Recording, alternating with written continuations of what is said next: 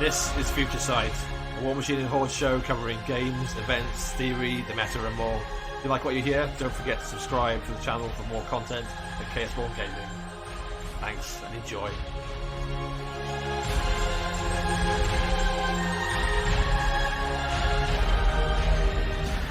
So, welcome back to Future Sight. I'm Dan. I'm joined as normal. Their images have disappeared. Let's try and refresh those. That's awkward. Joined by Ben and Evan. Hopefully you guys see yourselves on your setups. Is it just have I just lost you somehow? I can definitely see myself. Okay, you've reappeared. Yeah. If you both have your browser window, there you go. We got you back again. Cool. Yeah. So welcome everyone. We got the full team again, having come off the back of having fun all weekend while I got stuck at home with kids. Such is my life sometimes. So thanks for joining us. If you're watching us live, whilst you got to spend the weekend, I got to spend some quality time. Yeah, it was. Although there was some vomit involved, so it was. Yeah. Wow, you're working really hard to sell parenthood. Yeah. It was cool. But yeah, if you're joining us on Twitch, don't forget you can use your Prime subscription to avoid the adverts and stuff. Or you just subscribe anyway and just like enjoy the show. And don't forget you've obviously followed us on social media and check us out on YouTube and Patreon for extra stuff that I post. So well done, guys. It sounds like you had an awesome weekend. And yeah, like I said, I got to deal with a vomiting 4-year-old at 5 a.m. until about midday, at which point she fell asleep for the rest of the day. Yeah, I had she was fine the next day. We spent the day doing gardening, which I hate. So, but it had to get done. So I cut a lot of stuff down while she sort of helped, in inverted commas. But yeah, it was the first event at Asgard that I've missed since they've started there. So I was a bit gutted. Oh, no. It was my first visit to Asgard. I really like the venue. Yeah, it is. It's got a lot going for them. Yeah, it is fantastic venue wise. Yeah, really, really good stuff there. So, do you guys want to give us a brief rundown? Obviously, you were there. You knew what the crack was from the. How did the event go? So obviously there was a whole weekend. So this is Walsall, the Warlords of Walsall, the Walsall Warmasters, as they're now said. Walsall Warmasters. Walsall Warmasters, and hosted at Asgard. Point, I think. Yeah, exactly. And then they're hosting at Asgard Games in Walsall, which is a fantastic board game cafe and gaming venue. It's like got a bit of the whole lot, which is really cool. It's very, very nice. So dive in, boys. What went down? Okay, so actually my first game was a little friendly getting manhandled by Rob McCormack on Friday. Oh, let's stop you for a minute. Let's stop you. So what was the format? How did the weekend come together? So there's a team event on the Sunday, but Saturday you both turned up early to do the extra games, right? The steamrollers. Yeah, exactly. So it had the feel almost of a pseudo what you'd call an American style convention, where it's not just one weekend long tournament as is sort of more standard in the UK. It was sort of the Saturday was very much smaller steamrollers, friendly games, who's the boss games, people sort of dropping out of steamrollers and just sort of trying to find whatever games they wanted, really. So that was going on all through the Saturday, building up to the team event that I know you guys spoke about. If you haven't played a American style con, it's actually a really nice idea where you've got multiple events and like there's no shame in you've lost your first game. Well, stuff it, drop out, play the next one. It's starting in an hour. Yeah. You just keep it going throughout the day. So it sort of keeps the excitement going and the opportunity for placing going all through the day. Cool. So it's a really nice style of events to do for a change.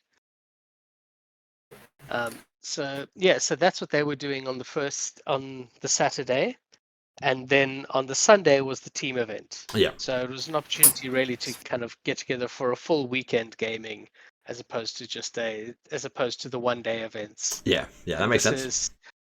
Yeah, and this is one of those that always divides people a little bit. Some people prefer the 1 days because you just have to find half the weekend.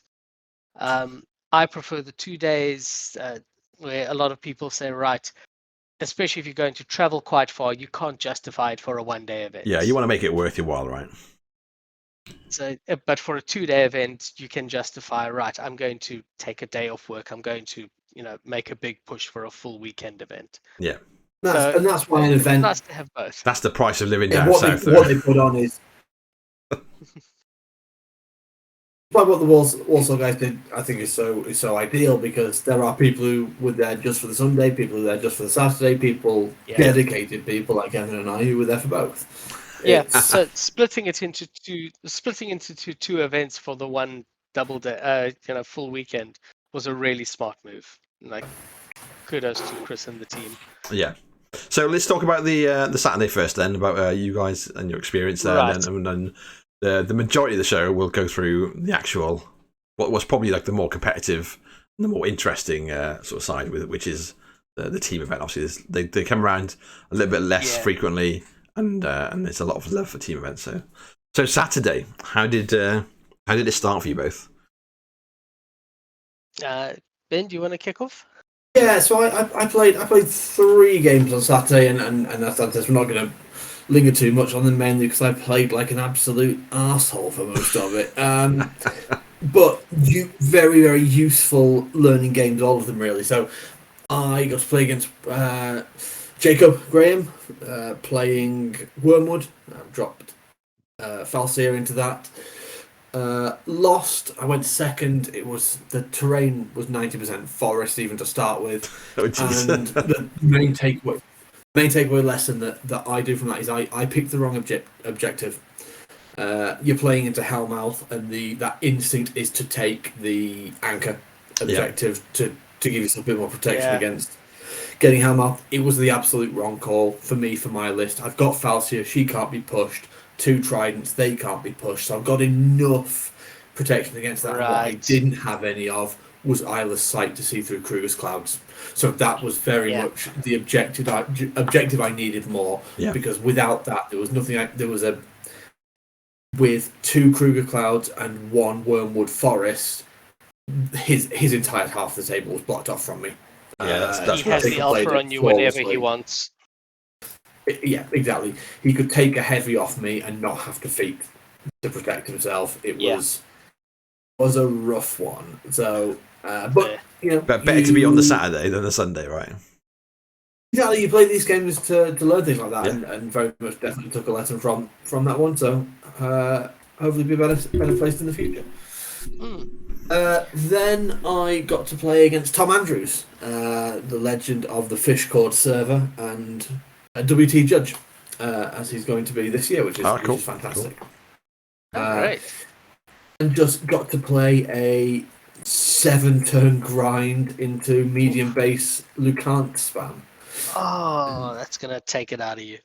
It did, and it's one of those lists that I saw all the changes that were made to it in the update and things that have changed in the Convergence CID that went through some time ago now, but I've not experienced it, and until you do, it doesn't fully make sense. I haven't played into it yet. I've yet to have the pleasure. It's just so many boxes. And if it gets you with positive charge, with the finisher on the Eradicators, it hits very, very hard. Yeah. Right. It's a great list. I did manage to get through it. That was the one game where I didn't play like an arse. I managed to mitigate Vengeance well, mitigate a reasonable amount of the recursion, and if you can sort of control those 2 things, you can handle the list reasonably well. So. Eventually got to the point with Kalista, as so many of my Kalista games do, where you just can't kill the second Hyperion. Yeah. And then there's a handful of Risavast left, killing off whatever's still hanging around. So that was a very good game. Were you both playing your list you were due to play on the Sunday, or did you take some extra stuff for Saturday in case? Well, yes. And I stuck with the same. I would say the vast majority of people who were playing both were doing that. Just took the 2 lists with them, yeah. That makes sense. Yeah. Yeah, exactly. And then I had a very rude awakening with my first game into Baldwin Ass Mountain. And Have you managed to dodge it for a while then? Managed to dodge it. I still haven't played into it. I still have not had the managed to dodge Crucible Guard almost entirely. There's no Crucible Guard. Well, I say there's no Crucible Guard in the Northwest. I played Tom from the Northwest, but he's the only one. He's sort of over in Southport. So yeah, I played in Tom Wiggins, and it's one of those matchups. I think most people will lose first time. It requires a very specific response. Yeah. I wasn't able to deliver that well enough. I killed a lot of it, but with some slightly spiky dice, 4 assault troopers killed a Hyperion. It doesn't matter how much of it you get through. Whatever's left can kill whatever you've got. Yeah, it's too big a swing. Tough. It's very tough, especially into Risavas, because the assault troopers. The assault troopers ignore so much of what Risavas do because they RFP whatever they hit, so you don't get to make the return swing. The last breath thing.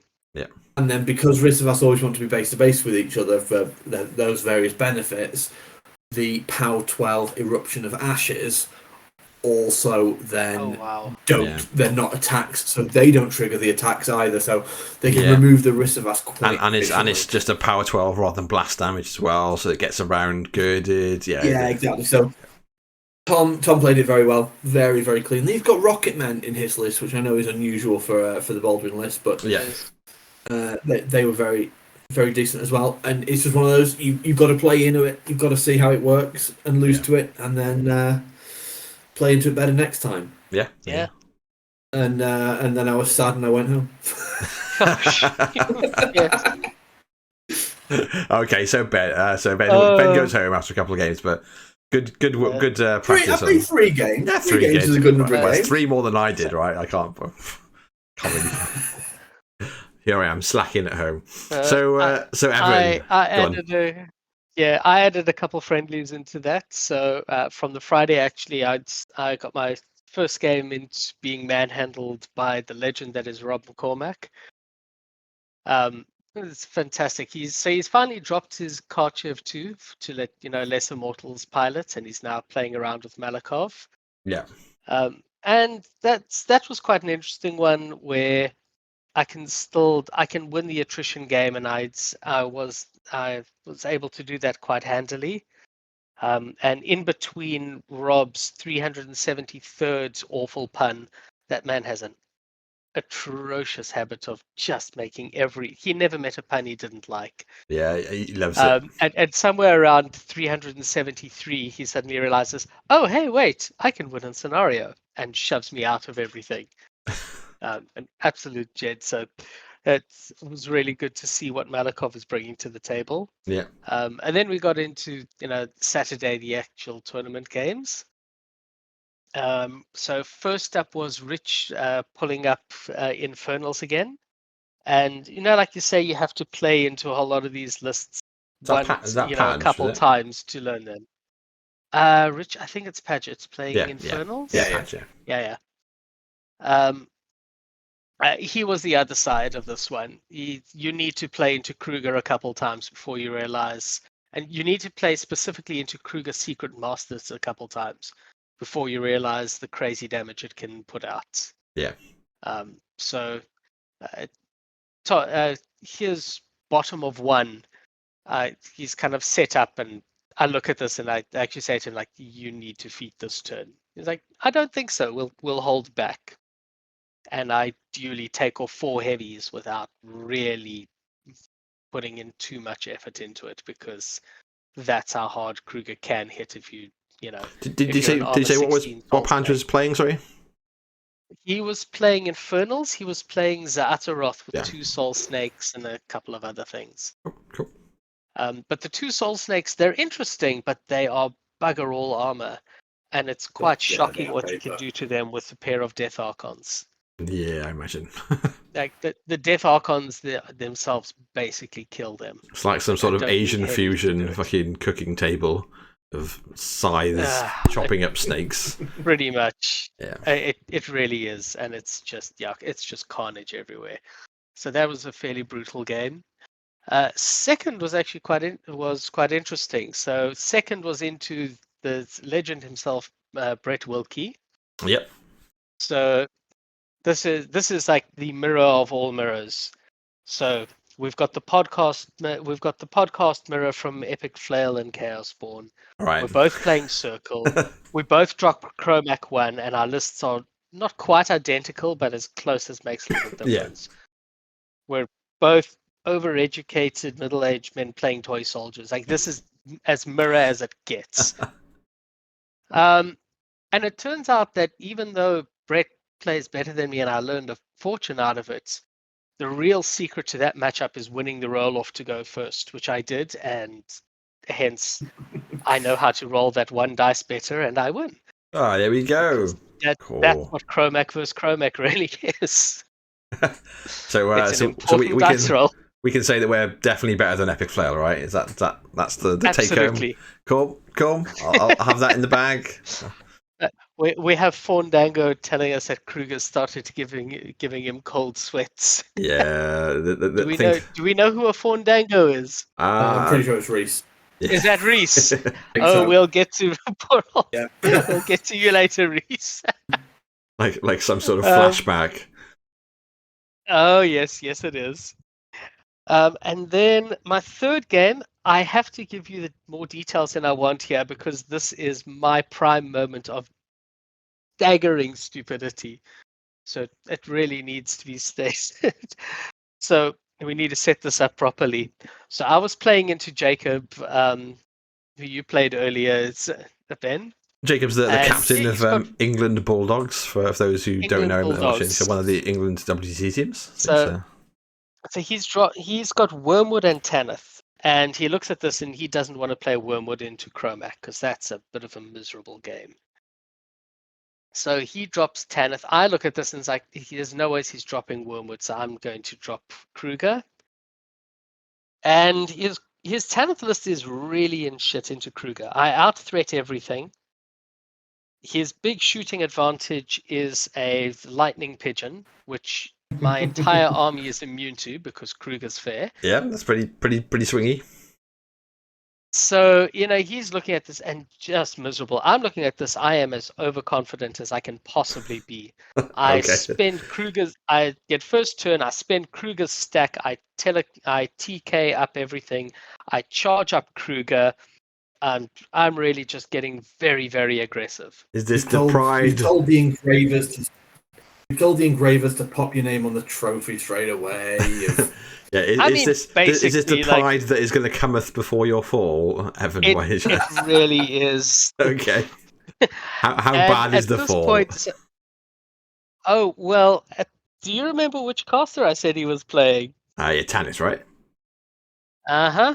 So Tanith's feat, I remember this now, makes all of her war beasts into what's it called? Into Arc Nodes. Yeah. And all her spells become cheaper.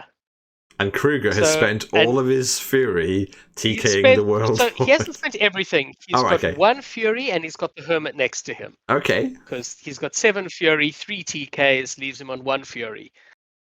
And Tanith also has dark power. Basically gives her signs and portents on every spell she casts. Mm-hmm. So there's this incredibly bleak-looking Jacob. Like his face is in his hands.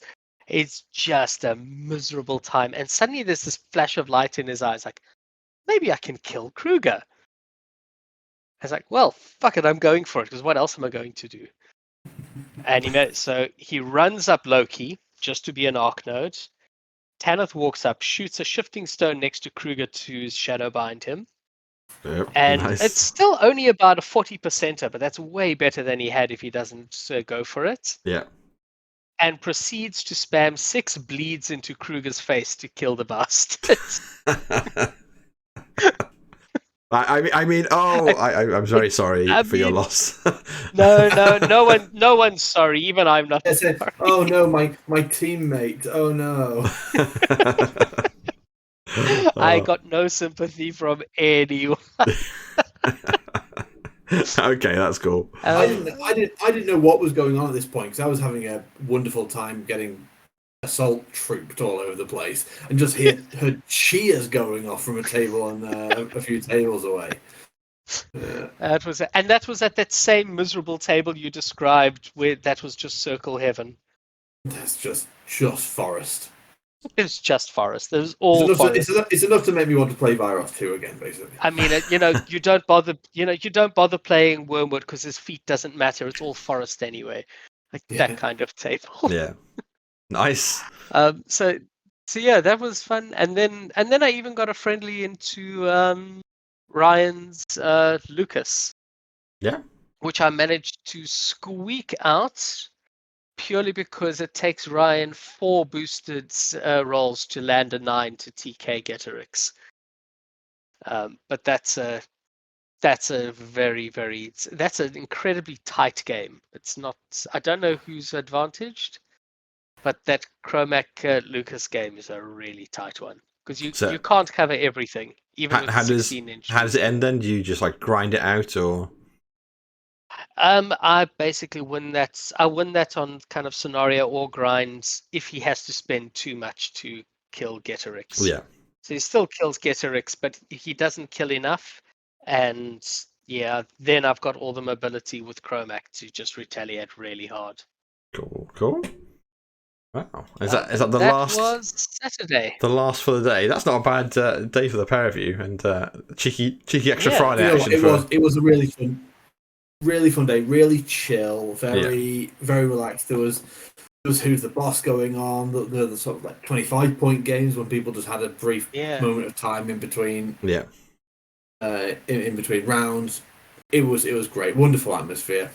Really love that kind of day. Yeah, the Walsall lot really do put on a good show as well. The venue staff, I should say, as well, are fantastic. They're all really sociable and very, very polite and nice. The food they bring out is cracking, and then obviously the team behind it. They've taken the mac and cheese off the menu. So I was never sold on the mac and cheese, but they have got a new burger that looks even better than the last one. So I was like, oh. I mean, I'm a burger guy. Good burger, good chicken burger. No, they've got some really good grub there. Yeah. So. And man, I forgot to actually buy myself a bottle, but I did make use on the Friday night of they sell mead by the glass for you. Oh, I've got a bottle of that somewhere in the house. Yeah. Yeah, from the steamroller I won, I used my winnings and went straight to the bar, slapped down my my little token. I was like, "Can I buy a bottle of mead with those winnings?" And they were like, "You might have to pay a bit extra, I think." But yeah, I got one. I was like, "Cool." Yeah. It's great. You get mead at Asgard. What's not? Yeah, why wouldn't you, right? Yeah, exactly. It'd be weird if you didn't. Yeah. Cool. So do you? Have you got a hotel, or are you staying with one of the locals at this point, and you bought off? I was staying with one of our teammates still. Yeah. So that was really cool. I had a local to show me around and entertain me, and we were kind of chatting through way too much Warmachine all weekend, which was actually awesome. Yeah, it kind of is. Yeah. I went home because it was only about an hour and a half drive either way, and I made this plan before fuel prices went insane. So it would have been cheaper to stay in the hotel in the end. Yeah. Right. Yeah, understandable. Right, so let's move on to the big competition, the team event. So obviously, both of you are part of England's WTC team, England Roses. Ben's captain, and there's all 3 of the England teams at the event. There's some of the Welsh players propped up by Swindon Meta there because a bunch of us couldn't make it. And then there's obviously the local team, which is Owlface, which is the rest of the Walsall Warmasters. Inverted, which is your local team normally, Ben. Mammoths, who are the Liverpudlian lot, right? The Merseyside Mammoths. That's right. And then Team Flail, who are obviously York and that splitter Paul, who's now a Southerner. And that's that's the lot. So I think it was worked. It was worked out with that team. I think there's over 50 years of Warmachine experience in that. Oh, good God! Really? Yeah, I wouldn't be surprised. Yeah. Only about 2 of them in the past 5. Yeah. I think Brett's the only one that's like carried on through. Been there Others have had various drops. Yeah. So cool. Well, so who did you find you were up against first? There was a draw before, right? So you knew before the day. And we got the Roses. We got the Lions. Lions. We got England one. England versus England. Start with a nice civil war. And honestly, I was really pleased. Oh God, is that the War of the Roses? No. Surely everyone you fight is the War of the Roses because you're a bunch of roses. It is, and I'm a Lancastrian lad, so it's always going to be that way for me. So, no, I was really pleased to play them because I knew it would be a great test for a really good sort of acid test for teams. Can we compete with the first England team? Are we going to get sort of stamped by them, and or can just we're playing this event not to win it. We're playing this event to learn from it and get better ready for the WTC. Yeah, it's a fantastic opportunity. And you don't do that without playing good teams, and so it guaranteed us a round into a good team. So the matchup process went reasonably well. For those not familiar, we won't run through it blow by blow. If you look at the VTC or WTC player packs, it runs through how that works. But basically, it alternates each team picking a player to put down, and then picking a matchup, and then picking what table that goes on. That process repeats. One team gets an extra matchup choice, the other team gets the table choice, and depending on how you think you're going against the team, if you win the roll-off, I think at WTCs, often table choices are the primary choice. Just because the tables terrain are there anything like what, if they're anything like what we saw on the weekend, table choice is possibly more important than match. Yeah, the WTC terrain is huge. So, sorry, Ben, go on. It used to be you absolutely pick the tables because it used to be one team picked 3 matchups and no tables, and the other picked 2 matchups and all the tables. Yeah. So for the past couple of WTCs, you always pick tables because those 5 table choices are far more advantage than 1 more matchup choice. Whereas now it's swapped to 3 and 2, 2 and 3. I think it's a great change. I think it makes it very even now. I hadn't even twigged that. I didn't realise they've changed the pack, so that's cool. That's a lot more balanced then. Yeah, I'm definitely a fan. It is.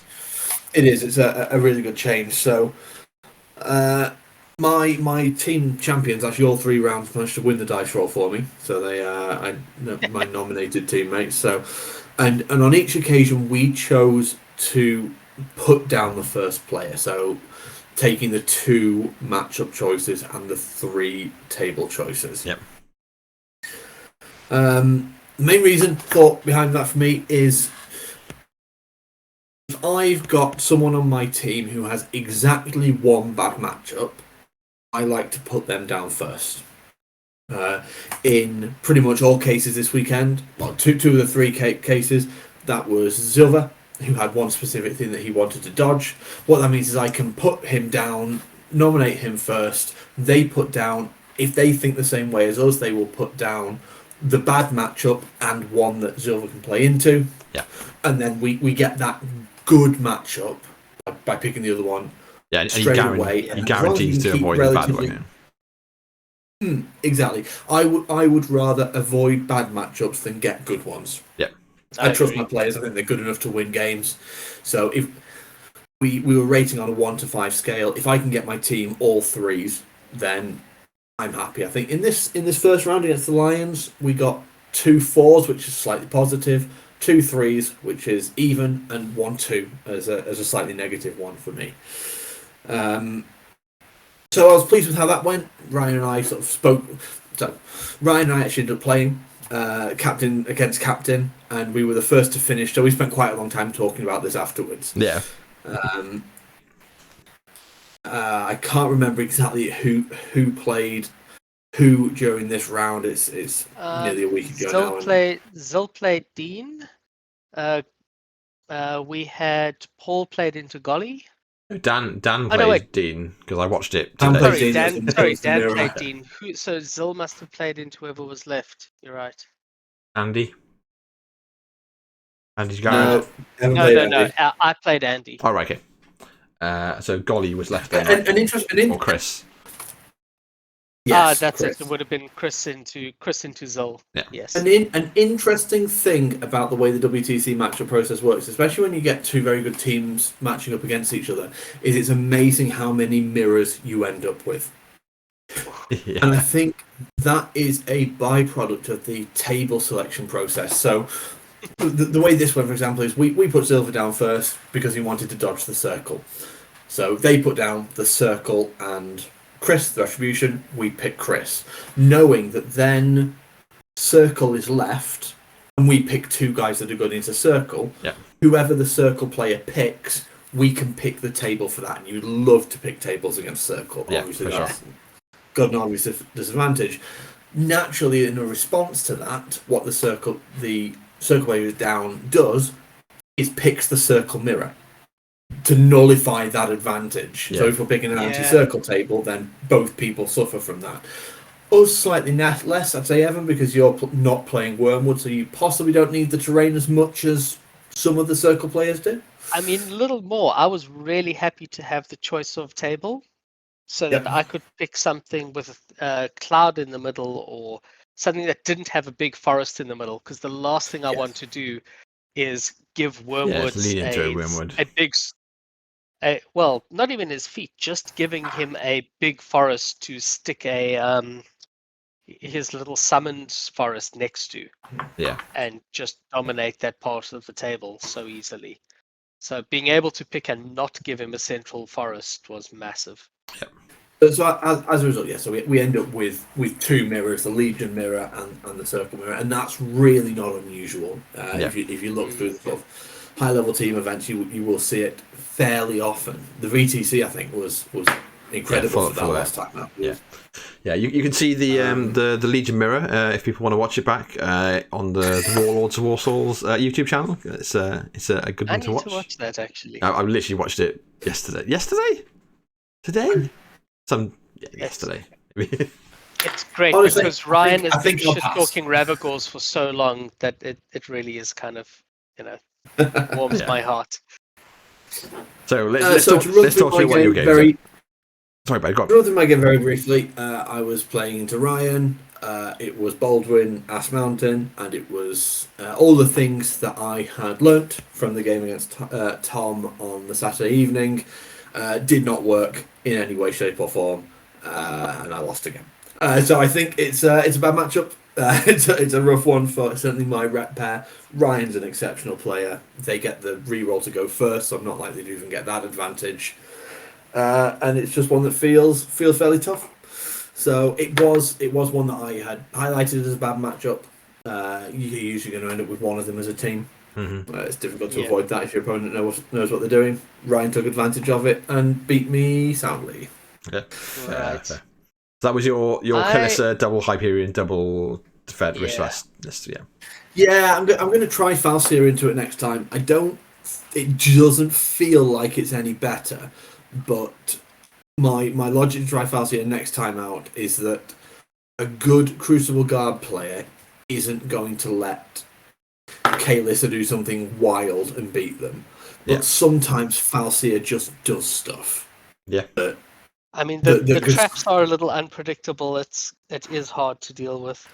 Yeah. Exactly. So I'll probably try that in the future just to see if it can do something. It's also lots of infantry, and Falseer loves to thresher infantry and get free traps. More infantry is more bounty tokens. Yeah. Cool. So the interesting thing is we finished a good 45 minutes before it. All right. So we finished. I think we probably had. That was an early one. On the clock, and every other game was 2 minutes left combined on clocks. Oh, jeez. Something like that. Silly. I Well, don't think Dan and Dean's game was to the wire like that, because that ended on assassination. It was definitely to the wire. I think Dan had about 20 was it? seconds. Dan had 20 seconds left on his clock. Dean had maybe 4 or 5 minutes tops. Might have been sub 5 minutes. It was a grind out. Okay. So how did your game go then, Evan? What was the mirror like for you? I looked at that, and he was playing. So he had Wormwood, and I'm trying to remember his second caster. Kaya 3. I can't remember who the second. Kaya 3. So I looked at this and I thought, well, he can't drop Wormwood. He's dropping Kaya 3. I should, and Kruger is really rough into that. And you've got Chromac 1 and Kruger 2, right? I've got Chromac 1 and Kruger, and then I kind of double checked that and I said, you know what? Chromac's actually good into both of them. Why am I going to play List Chicken? Like, I don't need a win more. Let's just play the one that's good into both. So I dropped Chromac. I was quite surprised that he dropped Wormwood. And his reasoning, we were chatting about it afterwards, was Chromac into Wormwood is kind of miserable for him. But Kaya into Kruger 2 is way more miserable. I hadn't actually considered that, but Andy's 100% right. I out-threat him with everything. He's got no decent defenses. Like, that Kruger into Kaya would just be absolutely miserable. Yeah. So he gives me first turn, and I'm really impressed with my first turn. I feat turn 1, walk forwards with, everything runs as much as it can, except for Chromac, who walks forward. And he just uses shifting stones to port forward even further. And turn 1, he has no choice but to use his shifting stones to port Wormwood into his dead box. Into bestial range. No, to get out of bestial range. So into his kill. To teleport into his kill box. All right. He actually has to teleport backwards into his kill box. Because remember, Wormwood starts with AD. He starts, quite a bit out. Yeah. And he has no choice but to back up into it. So he's playing Wormwood in Thorn, and we're trading. He pulls a really nice stunt at one point. Do you want to quickly run down the list for people that are listening? So Andy's Wormwood list is Wormwood, a Feral, Getrix, a Shadowhorn Satyr, Duyan Archon, 3 Gallows Groves, a Tharn Shaman, Warmaster and Spirit Cauldron, Bridget and Core, 2 lots of Shifting Stones, a Min Blood Pack, and then Blood Weavers with Haruspecs, and Max Ravagers with the Chieftain. Yeah, quite an old school Tharn list. Yeah. It's a very old school Tharn list, very much after my own heart. I was playing something very similar to that in the last Welsh, so we're talking 3 years ago. So I really do enjoy that list. But he pulled a couple of interesting stunts there. So the one thing he did was he'd obviously given this matchup quite a bit of thought, and I deployed my well a bit closer to the side. So Breeden called declare prey on the well.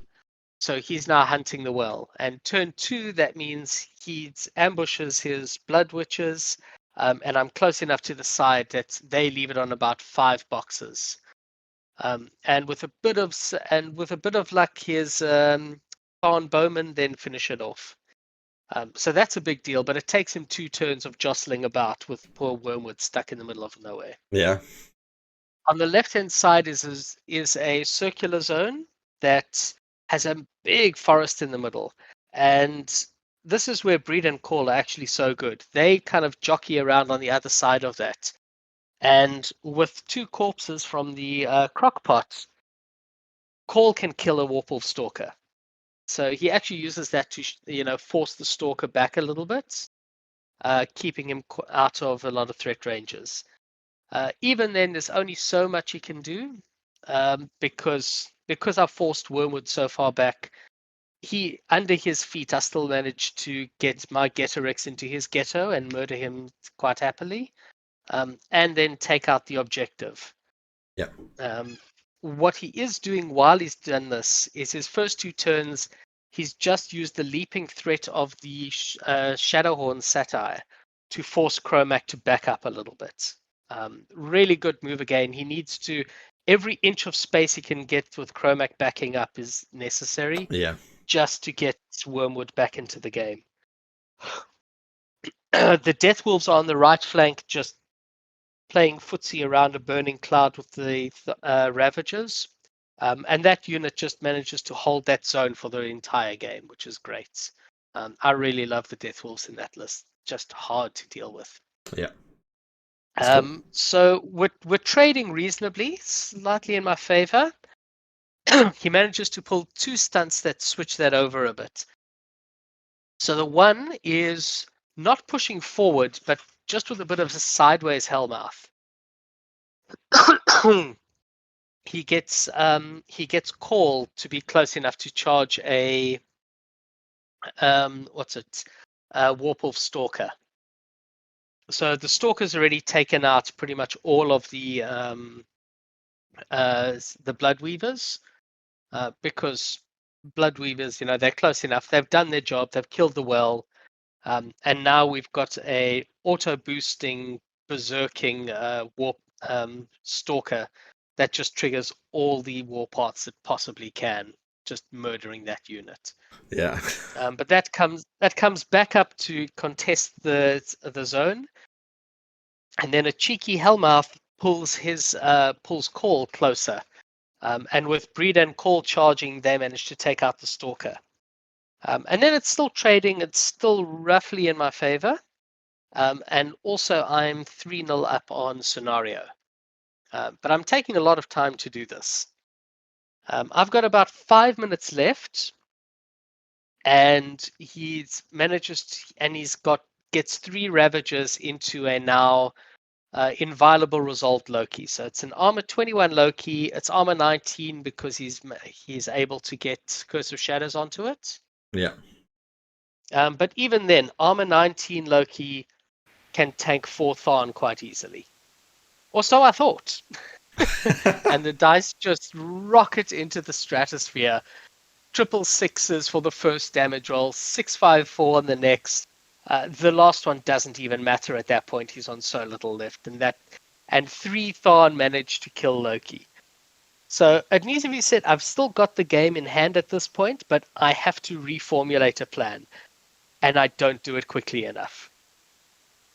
So what I need to do now is just run to the left-hand side. I can clear the left-hand zone. I get up to 4-0 and and I flip clock over on turn 5.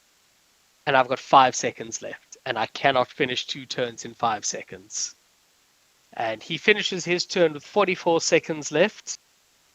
And he doesn't score anything. It's still 4-0 up to me, and I clock out. It's a really tough game. That was an awesome game with Andy. Yeah, when you got to do stuff like fury management in them, when you're down to like single digits, like that suddenly it's really rough to get anything. So the fury management is slow. The main thing was I had 5 minutes, and it took me 3 minutes to formulate my next plan. I just got so shocked by Loki, who had no right to die, just falling over. Fair. But I mean, these things happen. That's a good learning curve. Like, I need to formulate that plan quickly when things go a little pear-shaped. Yeah. Well, plus, the more you play it. Exactly. Thankfully, we lost around 3-2, so it really mattered. We won the round 3-2, and we gave it away because we're such good people. There was a bit of confusion on one table with the clock, but we knew what the right result for that game was. Absolutely. And we fixed it. So Silver managed to beat Chris. Yeah. Dan won the miserable Lilith off. Yeah. And Golly, not dissimilar really to the game Evans just described, just squeaked past Paul with a couple of seconds left. So we were on very, very, apart from mine, very, very close games, very close round, narrowly losing 3-2, and honestly for both teams, sort of proof that what we're doing is right. Yeah. That we've got the and yours pretty close. And yours was the game to lose, right? You were the 2, so you were the one that went into the game with a disadvantage, expecting to win. To Ben, that is, sorry, so that everyone else could get more like 50-50 matchups. I think you intentionally bust yourself there. As a captain, I tend to more often than not. It's a character flaw or whatever, but it is something that I need to that I want to be better at, because if it's right for the team, I shouldn't be doing it. Yeah. So it's something for me as a captain to work on as well. But really great round, really really good, very very close games, and yeah, congratulations to the Lion guys justifying their England one the number one status. rather than number 2. Absolutely. Fair indeed, but definitely well fought by the sounds of it. So what was the next lineup? Who were you facing? Round got 2. My local inverted Team Inverted, the Top Gun team. Yeah, absolutely, and it was good. So the interesting thing about this, from a matchup perspective, is Reese, their captain.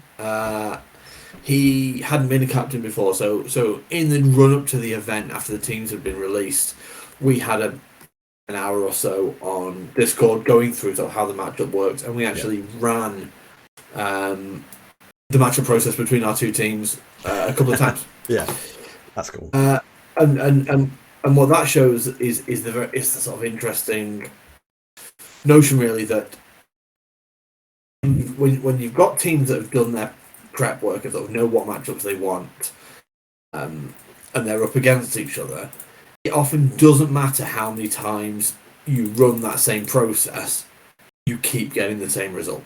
Yeah. Because there's only about 4 or 5 decision points during a matchup process, and if the matrix shows what the matrix shows, that's not going to change, and it's not going to change how you're likely to run that process. So we actually got exactly the same matchups for this than we did the twice we ran it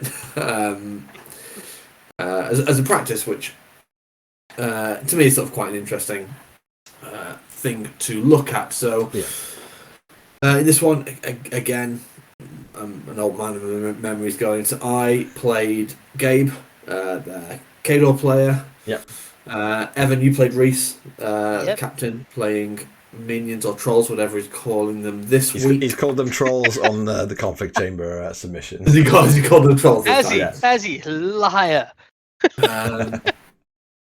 Oh no, it has to be. No, they're both inventions doing yeah. You can literally flip it. I think there's just a coin that he's made. One's got a picture of Borka's face, one's got a picture of Rask's face, and you flip it and go, right, today my pairing is trolls. Today, Matthew, I will be what else? What was going on the tables near me? I had a really good game this round, so I sort of mainly paying attention to that. Zilva played Leon, their Menoth player. Right. I think Dan played into Ewan playing Grunkin. I can't remember exactly. Yeah, I don't remember most of these. That feels right. So from my game's point of view, I was playing Kaelissa into circle. There we go. Yeah, I was playing Kaelissa into Butcher 3. So Butcher 3 in Jaws of the Wolf. Do you want me to go through the list? Because I've got it in front of me. I tell you what, it's Butcher 3 with an absolute shit ton of Warjacks. Yeah, it's Butcher with 2 Devastators, a Juggernaut, a Marauder, a Rager, Ruin, and then an Adjunct, a Death Archon, and then Sorcerer with another Rager, and then 2 lots of Chaos Eliminators. Like, I quite like it. I love Butcher 3 there. I've just got a soft spot for him. Same, and it's the absolute typical and suitable for the inverted team. It is very much the flying V. Yeah. two Devastators stand in front of Butcher, the rest of the Jacks stand behind it, and it just walks up the table at you and goes, Butcher's gonna get you. You can't stop him. Have a whale of a time. Yeah. And the main worry for me playing this, playing Kaelissa into it, is that if Butcher, with his feet still in the tank, lands in a spot where he can get 2 Hyperions, he kills 2 Hyperions. fairly trivially just removes them from the table. So I need to position right at all times not to let that happen. But also, I can't really afford a Juggernaut to get to a Hyperion. That'll do a big hole. A Marauder will do a big hole. Yeah. So I have to, and Ruin is obviously his other big thing. So I have to play position well and boring stuff like that. Gabe played it really well. I managed to get quite a few of the old Kalissa, make them stationary and cut the Cortex out with Risavas. Nice. Which definitely limited Butcher's movement in a few ways, because a stationary Jack with no Cortex is better for me than a dead Jack. Yeah. Because it's just something that can't move in Butcher's way. Yeah. There's no way to repair them, so he's just making a roadblock for his stuff that needs capacity. Yeah, which is quite good fun. Butcher then does get into a Hyperion. I can't stop that happening all game, but I do just let him get into the one. He kills it. Not only does he kill it, and then Impending Dooms in about 6 Risavas defenders. Oh. So that when he then Flashing Blades them, it's quite interesting because he Flashing Blades 6 Risavas, who then all punch him. And it becomes a question of who's going to die first. In the end, they don't do too much damage, but they do take a bit of focus away from him, because when they hit, they can do sort of 5 or 6 damage a time, fairly likely, and it's just forcing attacks away from Butcher, forcing focus away. So he kills one of the Hyperions. The other rebuilds the defensive structure around Butcher, handles it really, really well. It was great to see from Gabe, who's a relatively new player, young lad, played it really very well indeed. But it was unfortunately for him, it was a wide scenario, owl face. And so whilst I was playing around with his Jacks in sort of the central and left circular zone, Kalissa had cleared the right one, and she was sat in it. Just scoring it, yeah. Shooting off a few bits and pieces and just ticking up the CPs.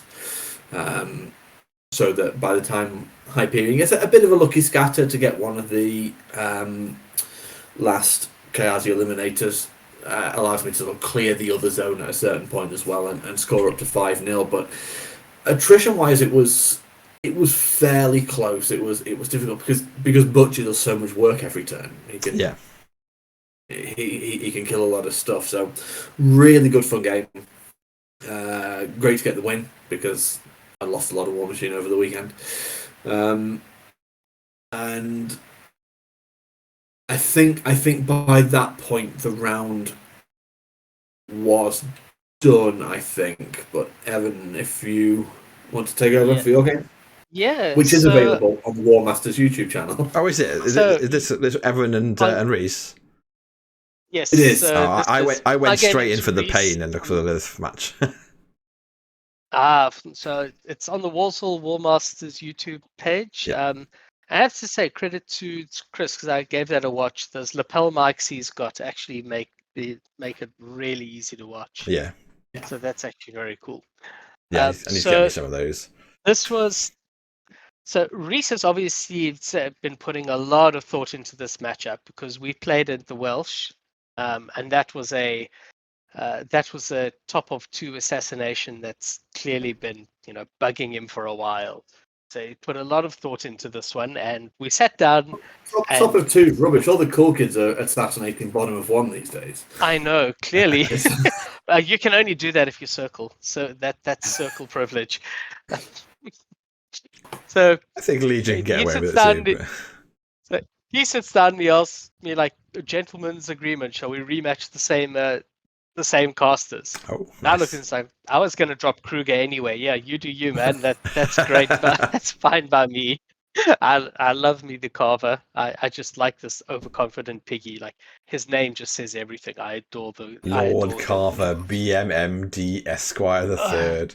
So let me just quickly bringer of mass mayhem and destruction. Yeah, I think so. Yeah. Let me just run through Reese's list before you go any further. So Carver is in Vengeance of Dunya, because he's obviously a troll. Where with an Earthborn Dire Troll, a Pyre Troll, a Roadhog, an Axa, then 2 Warhogs, Boomy 3, Desert Gubbin, 2 Pharaoh Sappers, Gudrun the Wasted, so Gudrun 2, 2 Swamp Goblin River Raiders, a unit of Pharaoh Valkyries, minimum Creel Stone and Scribes, and then a min unit of Pig Lookouts. Is this written by you, Ben, or is this not? It was. The original list was written by me, and then after Reese played it, we worked on a few tweaks to it together, which is where the Lookouts came from, which I actually really, really like in the list. It's a nice addition. Yeah, that's cool, yeah. So I mean, the way this list plays is basically it's got a long threat range, everything's armor 23, unless you're lucky enough to have a building, in which case the stupid Earthborn is armor 25. Of course. And it hits like a brick on the, it hits really hard at the same time on the feet turn because, Carver. Yeah. So it's, and the Pyre Troll also really makes a big difference to the kind of pillar-fisted beast problem. So it's a really hard question list. And Kruger doesn't love dealing with high armor at all. And we were playing on the championship belt scenario. And in that big circular zone in the middle. You're playing. Pausing, I'm sorry. You're playing on different scenarios. Yeah, we yes, are. Yes. That is really good. So that is a difference to the main WTC's main event compared to what we were doing, where in order to cut down on setup time in between rounds, the tables were all preset with a scenario. So when we were picking tables, we weren't just picking terrain; we were picking a scenario as well. Oh, that's pretty cool. It is, I think, actually quite. It's quite a big departure. It makes a big difference. I tried not to take it into account too much because in the WTC, we're not going to have that advantage. It's not going to be, but yeah, it is something worth noting that there was something very different. Yeah, that's really nice. Play with some difference. Yeah. The other thing to note is that there was a nice big building on Reese's side of the table for his Earthborn. For his goddamn Earthborn, and the only thing Kruger hates more than dealing with armor 23 war beasts is an armor 25 war beast that cannot be pushed. For 12 points as well in the list, I got to add. And it's not an accident. It's not by accident. I think, if I remember correctly, I'm not sure if I won Roll of War, if Reese won and picked sides. I can't honestly remember. But either way, he picked that side with great malice of forethought. Yeah. And it's the right move. So with that in mind, I kind of rush up doing the Kruger things, just getting as aggressive as possible turn one. And he pulls in the bunkers. And he kind of bunkers up, moves up. He doesn't cast Mortality turn one because he has learned some very harsh lessons out of mobility. He doesn't cast Mobility because he's learned some very harsh lessons from Welsh. And flips the clock over to me with the question of, can you kill me now? And the answer is a very resounding no. What I do find is an amazing line for Des and Gubbin. And this line is to shoot into the middle of his what are they called? The troll stones that push out the armor. The stone scribes, that's it. Into the middle of the stones with Des and Gubbin. So this is fantastic. So I pop their mini feet, and off goes Des and Gubbin. There's a shield guard with a Valkyrie, but it scatters nicely, and I've basically hit 7 stone boys, 4 and then 3 of them a second time. I've hit a lot of stones. This is amazing. And he's only got a minion to start with too, right? And it's worth noting that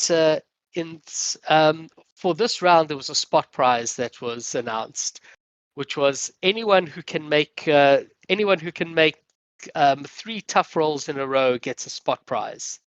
And I made a cheeky little comment to the TO that you don't give the spot prize to the person who makes those tough rolls. You give it to the poor bastard on the other side of the table. Who endures the tough rolls. Yes. So back to Des and Gubbin's roll, of which I managed to crack armor 4 times out of those 7. That's on boosted rolls needing a 9. And 4 out of 4 tough rolls are made. I kill 0 stone boys. I was bitter. So bitter. But we stopped that and Reese collected his prize. And true to form, Chris heard me and I picked up a medal for putting up with that nonsense. Reese is in the chat and said it's pure skill. Yeah. Rolling tough checks. I think everyone needs to get on. Yeah, rolling dice well is like the best part of the game. If you've got that ability, train yourself for it, and you get good wins. I was so keen on it too. Like, here's this armor 23 army, and I can shut down half of its armor buff with this Des and Gubbin shot. Unless this happens, and that's what happens. So at that point, I look at this and it's like, I'm not diving into the teeth of this nonsense. Let me force him to come to me and do good things for the scenario. I can't score this turn. So all I do is basically throw out 2 TKs. So actually 3. I throw out a TK to push his Earthborn further away from the central zone. I trample up a Warden to TK or one of the Warhogs away because they can't reach me if they can't see me. I TK Kruger back so he doesn't die to a Roadhog with a what's it called? With the other Warden. And then he tramples up to get to the right-hand zone. And Kruger also puts up Windstorm just to irritate his Des and Gubbin. Yeah. And then I pass clock with the most ineffectual turn you could imagine for Kruger too, because that's exactly what happens. Someone there had sympathy for me for no good reason, but thank you. that's Chris. That's Chris in the chat. And if you're watching in the chat and you want to watch the game back, you can watch it on. I've put the link below for the channel, so go and chuck them a sub, and you can watch it at your own leisure. So then Reese is looking at this, and now he has to get to zones, and he's staring down the teeth of my entire army because my entire army is up to halfway up the board. It's just, I've had 2 turns of Krugering now. So he basically throws up 1 Roadhog into the zone. He moves up the Earthborn to tow the zone and put up his Animus. And he runs a Warhog up behind his own objective. Oh, sorry, in front of his own objective. So I can't push it. I can't TK it out. Yeah. And he pushes up Carver. Carver's putting up the Earthborn's Animus. I can't feed him away. And he throws the turn to me after getting 1 guy in to contest, 1 ambusher in to contest the zone on the right. At which point I start doing Kruger things. There's no ways I can kill Carver. I can kill 1 or 2 beasts. I really don't fancy beating my head against the wall that is the Earthborn. So I use a gallows to clear the zone on the right. That's easy. I can quite easily get one of the Death Archons into Boomhowler 3. And with that, also tag the Roadhog. So I use that to kill Boomy 3, and I've got a stationary, slightly damaged Roadhog out of that. Like, not a lot of damage, because armor 23 is a thing. Yeah. But even then, you still do some damage to him with a Death Archon. Yeah, you soften him up for later. You soften him up. At which point, I'm looking at this, and I suddenly realize, oh wait, I'm playing Kruger. He's contesting he's got 2 pieces on the left-hand zone to contest, which is, 3 technically. He's got the Roadhog, he's got a Pyre Troll, both of which are out of range of the stones because they're getting nervous, but are in range of batting down the hatches. and he's got the objective itself, and then he's got the Roadhog and the Earthborn in the central zone. And I suddenly realized that's a stationary Roadhog in the central zone. I can pull it forward and get it in range of the Hermit. And a Power 21 Stalker will easily kill a stationary Roadhog. He's close enough that to the edge with the Earthborn that I just need to TK him and he's out of the zone. Yep. And then it's really up to a Wold Warden and a Feral to deal with the Warhog, who's also in range of the Hermit, and the objective.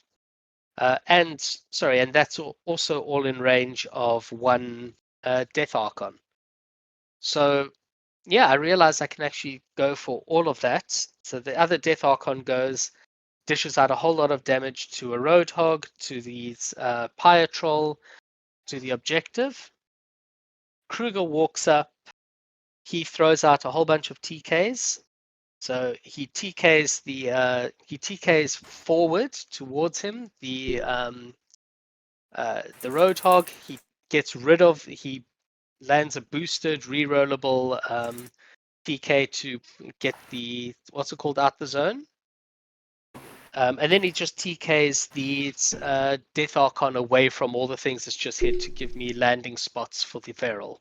Yeah. And then I almost feat, and then realized that feat would actually push the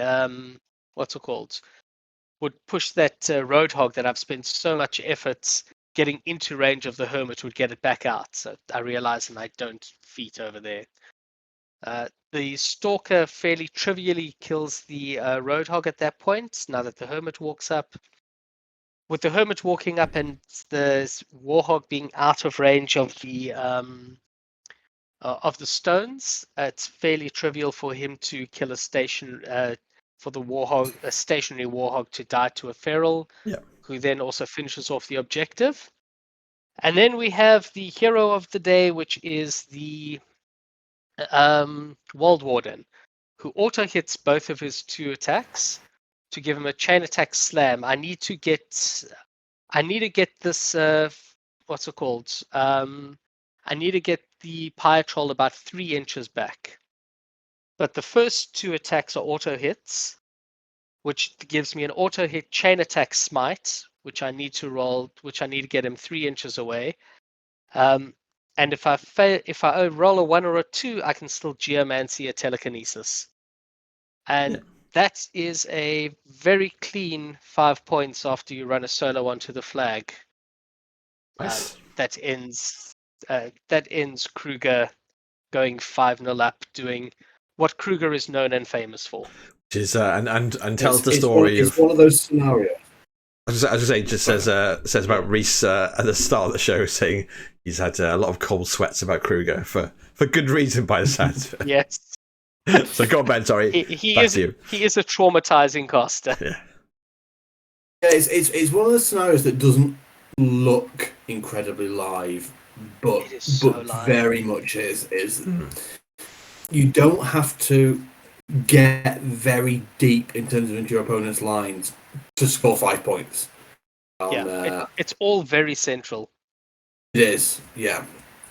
And I've seen it happen going second, bottom of 2. People just scoring 5 points on it because their opponent didn't. Because they push up and commit with enough. They weren't aggressive enough. Yeah, it's an incredibly live scenario. Talking to Reese afterwards, it's like the 7 stages of grief playing Kruger 2. It's he's got through the avoid being assassinated by Kruger 2 phase. Now he's getting through the avoid losing quickly on scenario. Get pushed off all the scenarios. Then you've got to get through the. I mean, we were chatting about it after the game. All he really has to do to not lose on scenario is make sure that Earthborn is more than 2 inches into the zone. I can't push it. I can't get it out of the zone with a TK, and it's armor 25. I can't shoot through it. Yeah. And that's so now he's on the don't lose on scenario. Then you've got to get through the don't just get attritioned out by Kruger. There's so many layers of Kruger to get. So many layers. It really is a bullshit pie, and you just keep digging. And Absolutely is. Oh, but it's so tasty. Round wise, we managed to get the 5-0 win in that round. Everyone did their jobs, won the games, which is nice after narrowly losing the first round to be able to get a sort of quite a dominant victory, but not easy games really, any of them particularly. Yeah. No. Which is great. Sort of fairly close games. I know mine certainly was. And to sort of come out on top of them is very positive. So got out of that and then went into the last round where we faced some Welsh lads and one Swindon lad. Two Swindon lads, right? Two Swindon lads. Yeah. Elliot and Stuart are both from across the bridge. So this is seventh bridge of the team, which is a reference to everyone especially people in the States who are like, no idea. Seventh bridge is a bridge that links England to Wales. So it's a kind of I appreciate the name. So they've got Byron, who is another WTC. Knocking it down. What? They're knocking it down. Yeah. Byron is a judge at the WTC, so he's the second of the judges that we've got there, which is cool. Elliot is a Swindon player who is playing for Wales Gwithly this year, and then Martin is on Wales Gwithly. Stuart is I think he's Swindon / Bristol. I think it's more Swindon. So he's just like a pull-in, and then Will is on my team, which is Wales pair, Danny, and we got some good players, some nasty lists. What do you guys feel like going into the round? How do you feel against it? What is your matrix? You did a matrix, right? Did you get that serious? Yeah, or? we did, yeah, and it's fairly even. I would say the we've certainly got some bad stuff. Me and Crucible Guard again is a difficult one. Yeah. No one, and what I really liked about that team's list is there was some really rogue stuff in there, especially Martin's circle lists. And so, whilst like on paper you look at it and think, I think I know how that's going to play and how I beat that, you sort of don't really know what it's like to chew through two armor buffed Walroths until you've had to do it. Yeah. Which I think just made us sort of fairly tentative about those, and they've also got Madrak 3, they've got Karchev 2, so some real sort of big meta threat lists. Yeah. In there, which we have prepped for, we have thought about those lists and have rough, loose plans to deal with them. We ran the matchup process. I ended up against Byron with his trolls and or minions, whatever he's choosing to call them. These are trolls, actually, because one of them is in Storm of the North, so it has to be trolls. It's got to be. Again, we end up with a circle mirror. We have Paul ends up against the other circle, and Silver and Dan played against somebody. I think Dan played against Karchev. I definitely know that because Ravagor's just shot Warjacks off the table. It was quite satisfying. How did they shoot armor 22 Warjacks off the table? Are they armor 22 against guns? Yeah. Yeah, they've got Carapace. No, Kado. In Kado. Okay, yeah, that's only armor 20. You can shoot those off. Yeah. So that was on the table next to me. So I was really looking forward to playing Byron. We sort of knew we'd played once before, but couldn't remember where or why. Yeah. But certainly it's been a very, very long time. He was looking at my lists, announced that he has no idea what a Falseer is. Oh. Danger.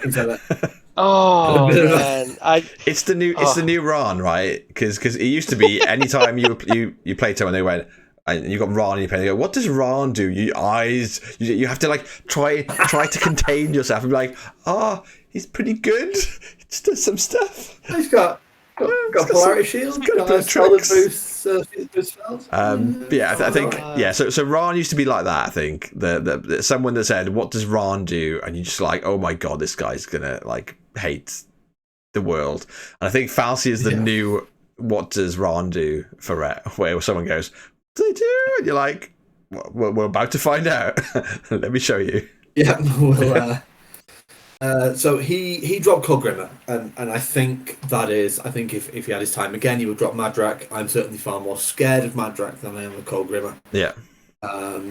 It's not like JCR's build where it's Cogrimmer with a Mountain King. It's a fairly typical double Fire Eaters, double Bears, some War Beasts kind of list. Yeah, do you want me to run down? Is that why you dropped Cogrimmer? So it's 2 Earthborn Die Trolls, a Pie Troll, a Rune Bearer, Death Archon, a Felcall Hero, Maddie Zero with a Brawler, 2 Northkin Shamans, Valka Curseborn, Min Stones with the Northkin Elder, and then, like you said, double Bears and double Fire Eaters in, obviously, Storm of the North. So I think it is. Yeah, exactly. I think it's exactly right. I think it is Wout's list from the Welsh. It might be like a tweak or two in his pairing where he's taken something slightly different, but it's very much based on that core. Very, very good compared to us. It is. It's a good list. So Barry went first. He ran up, and as is fairly typical when I'm playing Falsia, now that she's got an Arc node, the Phoenix ran up, and I cast Force Hammer on turn 1. It's my new favourite thing to do with Falsia. Nice. And that Force Hammer managed to kill one of the Fire Eater units by slamming one of them over the other. That's great! Wow. Yeah, having Silas in the list. Turn 1, the only thing she wants. Turn 1, especially if she's going second, she doesn't really want to vanish bottom of 1. Here, so you've got 7 focus. She spends 2 to put her upkeep out, and then just spends 5 on Force Hammering something with a boost. With Signs of Importance because of Silas. And it gets some nice early damage out there, knocks a couple of things down. It's a nice little trick. So, yeah, killing 2 Fire Eaters was more than I was expecting from it, but it's always nice. So I sort of positioned a bit. Byron looked at the table, tried to work out what to do, and I think he did the thing that certainly I do a lot when I don't really know what my opponent's stuff does, which is, here's a load of stuff, can you deal with it? Yeah.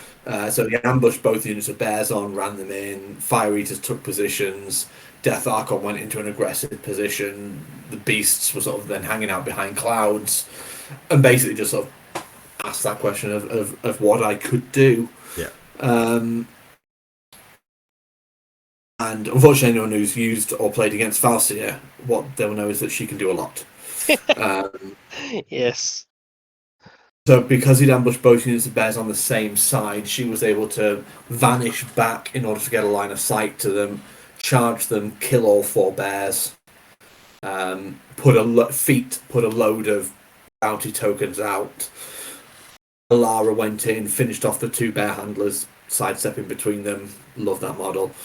Nice. Killed all the Fire Eaters, killed the Death Archon, and sort of snared up and debuff with a bounty tokens the 3 heavies to sort of really reduce what they'd be able to do next turn. Yeah. I did use the wrong one on the Brawler.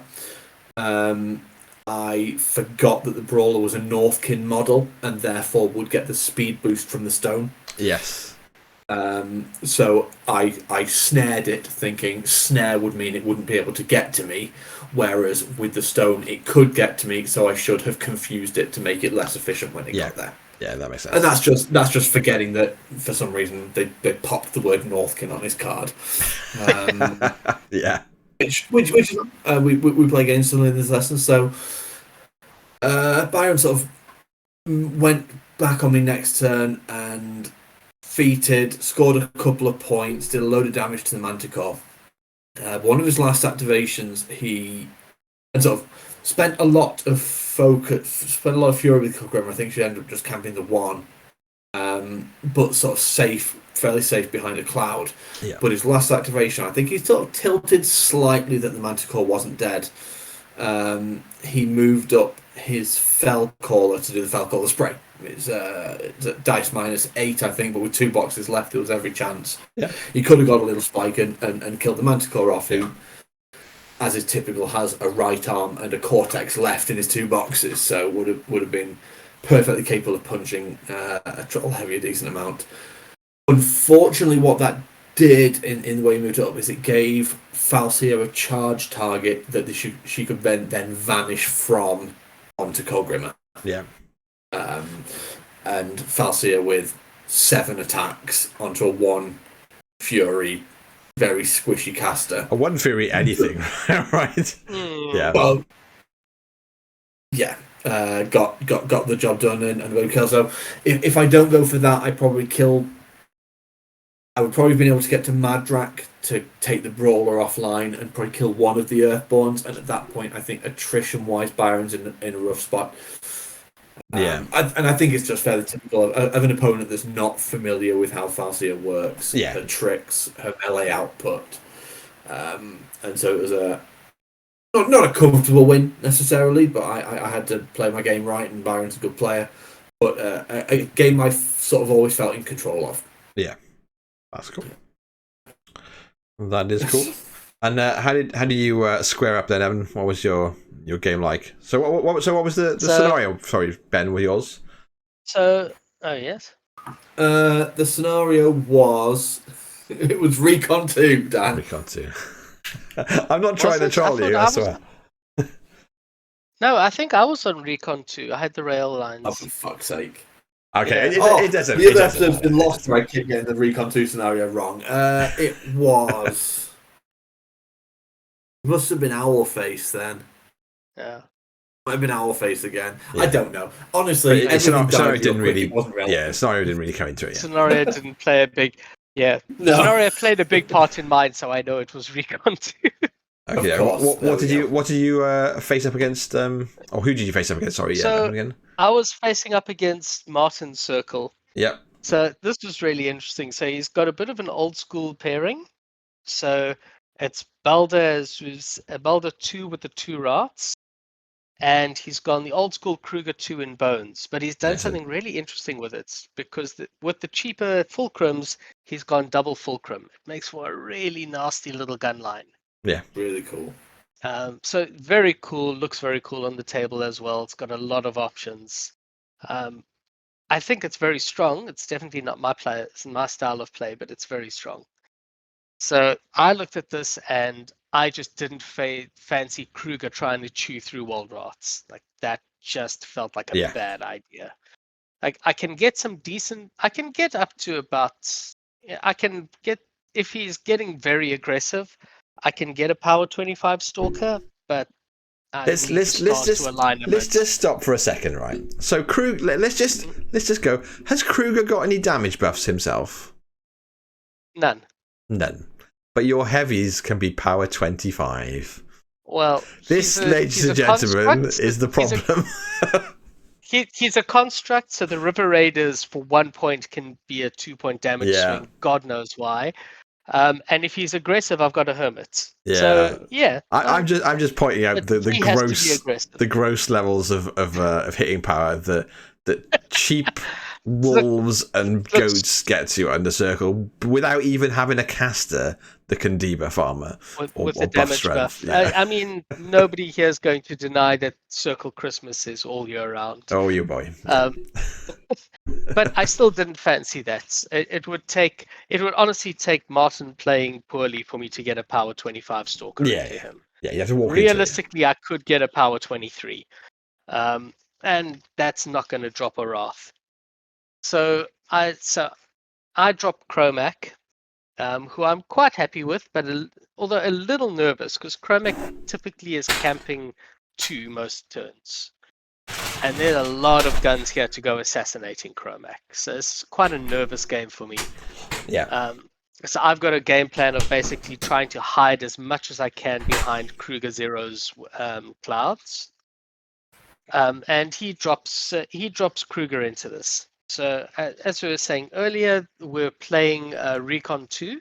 Let me just do the same then. So I'll go through Martin's list. I've got them in front of me. So it's Kruger 2 in Bones with Megalith, 2 Wold Wardens, 2 Wold Weirds, 2 Black-clad Stone Shapers, a Wayfarer, Jack Dogwood, 2 lots of Sentry Stones and Mannequins, Shifting Stones with a Stonekeeper, and then the 2 Fulcrums that you've obviously touched on. I do love Sentry Stones being around. I'm still of the opinion they are the single strongest unit in the game. I think they're it's awesome, only because Bones is out of favor we don't see more of them. I'm convinced if they were available in other factions, they would be in every single list. Yeah. Just such an amazing unit. They're a bit good. They are stupid. The ability to have your requisition just pop up forests when you need it and block line of sight is pretty handy. Obscene. So anyway, so he gives me first turn, which I think is the first of a number of less than optimal choices here. So I'm not throwing shade at Martin here. Martin was quite harsh about himself after this game. This wasn't his finest moment. He will have many much better moments to come.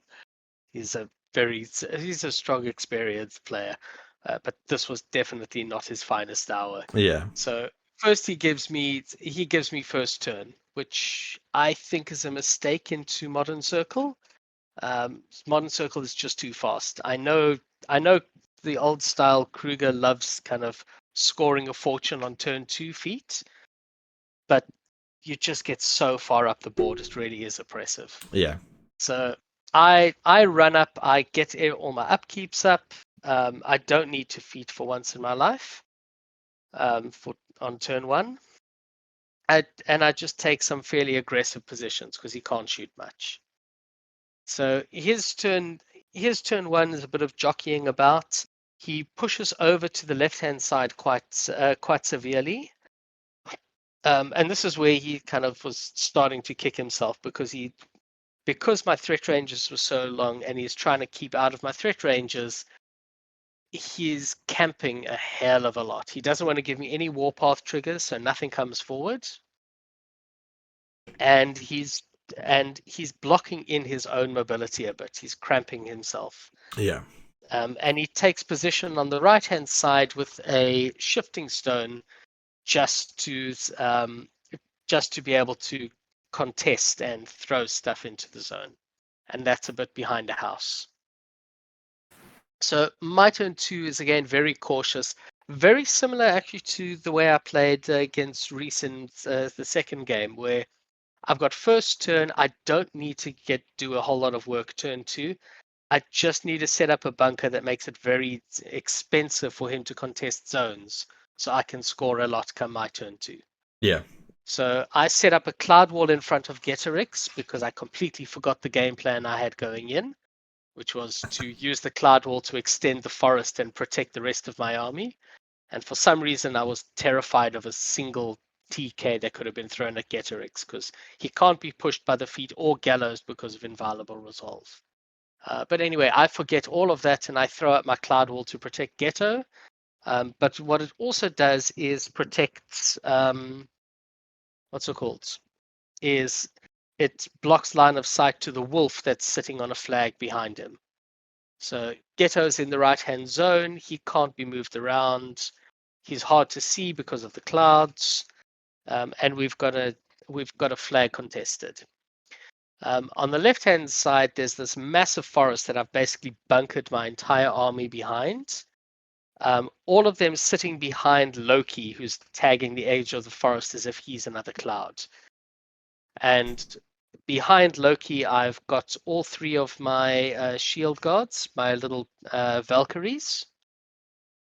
And the idea is that the weird can shoot him, but if the weirds, he's got 2 weirds, but he's got 1 on either side of the forest. So the weird can shoot Loki and really hurt, but I've got the 3 Valkyries to defend against those. Yep. He's got one of the battle engines, 1 fulcrum that can shoot him, but I can take a couple of shots with Loki. That's not terrible. He's still armor of armor 19. He can take a lot of hits. Yeah. And he's blocked in his geomancers quite a bit, that they're really struggling to get up and throw out all the TKs. They can't TK Loki because Loki's gotten the anchor objective. So Loki is basically my kind of rock that can't be moved, protecting protecting all of my squishy beasts. Yeah.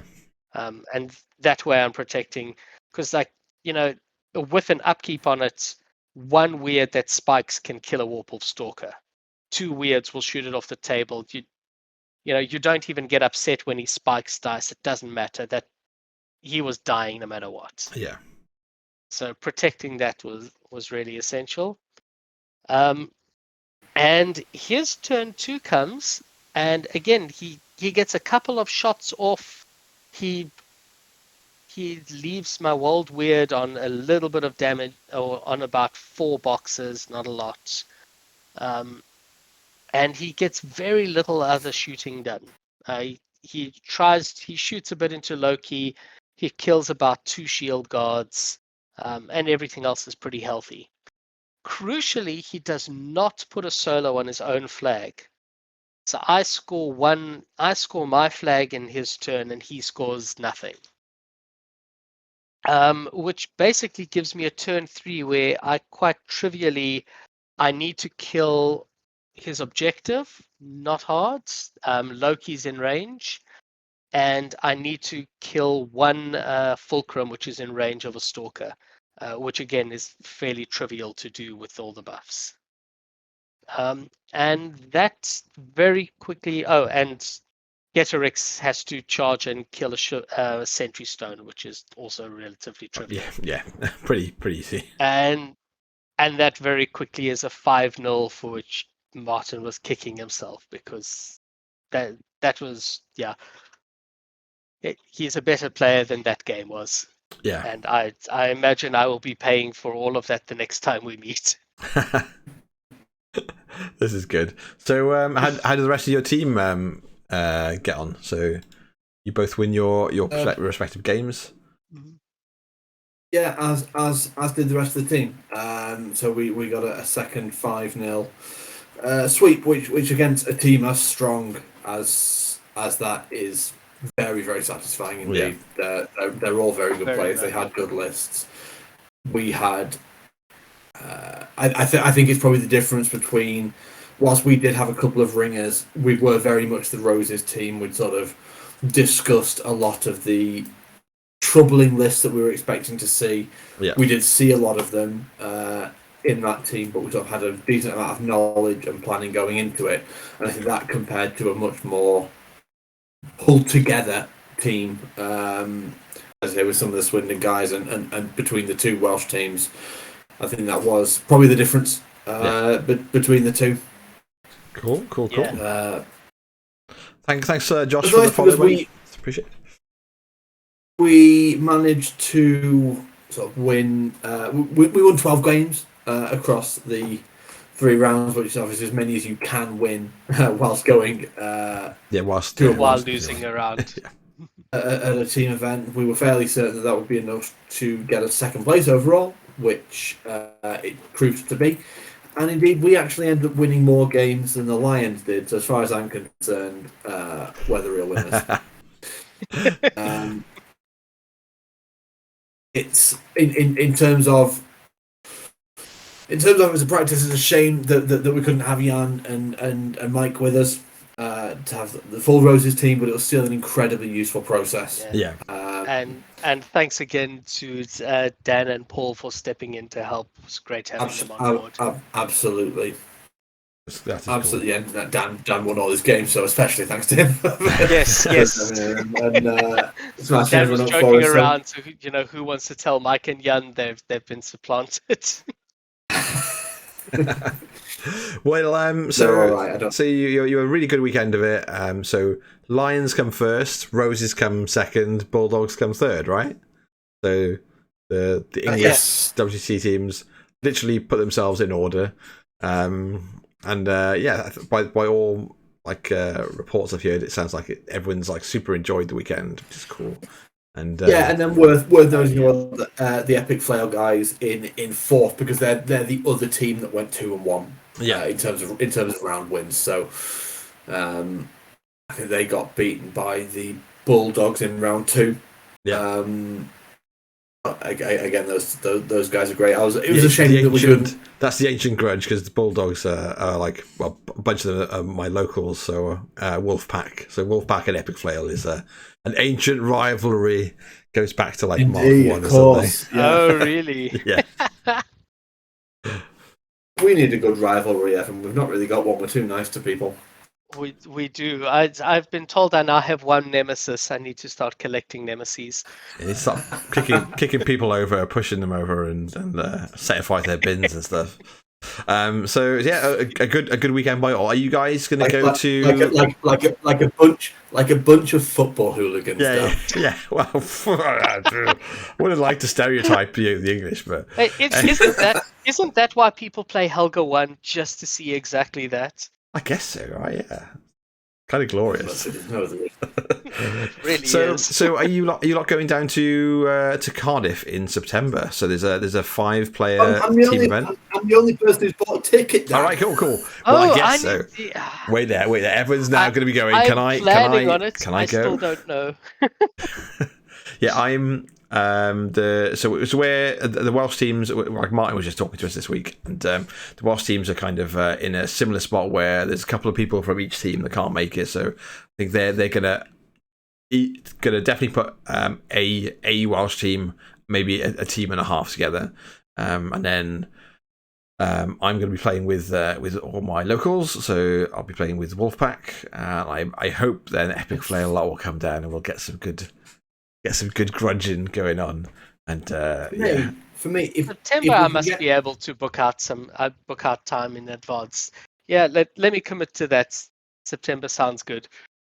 Well, Ben's already paid for it, so I hope so. Evan, I can find where in our team chat you said you could make it. So did I?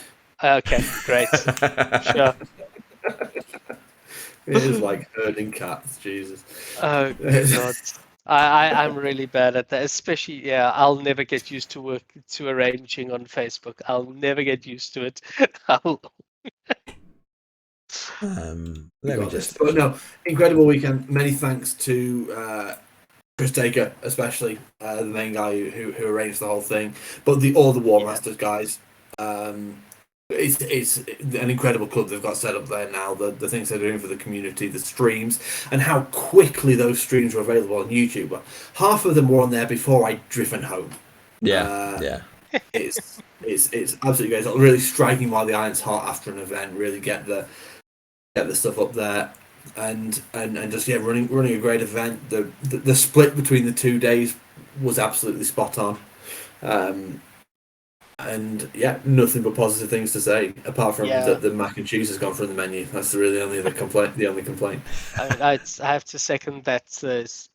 Fantastically organized. The format really worked well and kind of catered to both sides of preferences of 1 versus 2 days. That was excellent. And I'm really shocked at just how good the quality is of the games that got recorded, just with a cell phone, a stand, and those lapel mics. Yeah, it's really pretty. Yeah, the technology now is like really like there. Like I need to get some of the mics. Like I was talking to Chris and he sent me like the link. And obviously I've got quite a new iPhone and a tripod. So it's all good stuff to get things. And I want to do like I want to get like an actual rig. I don't know if you saw at Firestorm they had like a full on like gantry. And there's one of the local YouTubers. There's a couple of like local YouTubers to me all have it as well, but I don't have the luxury of being able to cart loads of stuff to events. But yeah, certainly fancy setting that up for home. So hopefully my quality will catch up. What I do love about the streams though is while the lapel mics are great in terms of cutting out all the sound around. I even know I went and had a conversation with. It was with Dean during one of his games, and when I watched the stream back, couldn't hear myself. But it doesn't matter where in the room he is, you can hear Silver on the mic. Yes, no, I heard him on Dean and Dan's game for sure. I think it was on the table next to them for that one, which is why especially you could really Oh no. really tell what's going on there. It's good. Basically, two bat reps for the price of one. Yeah, definitely. Well, so for the purposes of those in the chat, I'm just going about to post it. So if you are looking at that September event that we were just talking about, the Welsh team event, it's a 2-day event, and it's Saturday the 3rd, Sunday the 4th of September. So get your teams together, get your Airbnbs booked, get your meat capacity ready to accept like the number of juicy, delicious places you can go. And there's loads of vegan options too, by the way. Cardiff's like very multicultural, very, very like diverse. I love Cardiff. I miss it. But anyway, so so go get your teams together, go and book. I'll be there, and we'll all be there unless Evan decides that he's fucked it up somehow. But yeah, I think that's. I'll be there. There'll just be a frustrated captain prodding me a couple of weeks in advance to get my shit together. Just remind you to log off of Elden Ring, and you'll be fine. Team events are absolutely the best way to play Warmachine. They really are. If you've not been to one either, if you can get to a 3-man team event, great. 5-man is even better. They are. Yeah, it's the peak awesome. Peak fun right there is team events. But cool. So I think that's us covered. I think everything. Obviously, there's a bunch of interesting things coming up. Like I said, check out the Walsall Warmasters YouTube channel. There'll be some games. I think looking at the pictures, Paul looked like he was recording games as well. So there might be some on the Epic Flail YouTube to go up. They're going. I'm working through. I'm still working through editing. Sped up bat reps from the Welsh, so the next one will go up over the weekend, I think.